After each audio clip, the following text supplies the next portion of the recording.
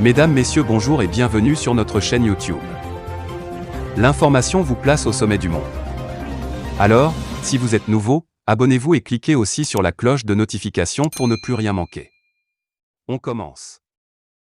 La Cour de justice de la CEDEAO suspend la Guinée et le Mali. Les chefs militaires maliens saluent l'ancien président nigérian Goodluck Jonathan à son arrivée à l'aéroport de Bamako avant une rencontre entre les chefs militaires maliens et une délégation de la CEDEAO qu'il dirige le 22 août 2020. La Cour de justice de la Communauté économique des États de l'Afrique de l'Ouest, CEDEAO, a suspendu toutes les procédures concernant le Mali et la Guinée, deux pays membres dirigés par des militaires. Dans un document en date du 30 septembre consulté par l'AFP, le greffier de la Cour de justice de la CEDEAO, 16 pays, Tony Anen Medo, explique cette décision par l'article 78 du règlement intérieur de la Cour qui dispose que la procédure peut être suspendue dans tous les cas, par le président sauf pour les renvois préjudiciels. Aucun acte de procédure ne sera enregistré par le greffe dans toutes les affaires provenant de ces deux pays, précise le greffier en chef. À la suite du putsch du 18 août 2020, la CEDEAO avait pris des sanctions essentiellement économiques et suspendu le Mali de l'organisation. Ces sanctions avaient été levées à la suite de l'engagement des militaires dirigés par le colonel Assimi Goïta sur la voie d'une transition de 18 mois maximum.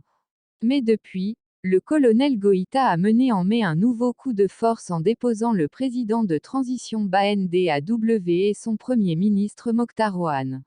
La communauté internationale exprime des inquiétudes croissantes sur le respect des échéances. Lors d'un sommet le 16 septembre à Accra, l'organisation régionale a exigé des militaires maliens le respect strict du calendrier de la transition vers le rétablissement d'un pouvoir civil.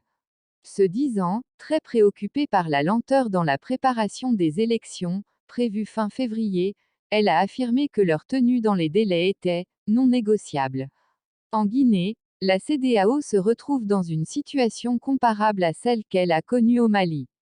Comme au Mali, les militaires guinéens qui ont pris le pouvoir le 5 septembre ont dissous le gouvernement et les institutions et aboli la constitution. Lors de leur sommet de septembre, les dirigeants d'Afrique de l'Ouest ont annoncé des sanctions ciblées contre les auteurs du coup d'État en Guinée et appelé à des élections au plus tard dans 6 mois, réclamant une transition très courte. La CEDEAO a également décidé de geler les avoirs financiers des nouveaux dirigeants du pays et des membres de leur famille, et de leur imposer des interdictions de voyager.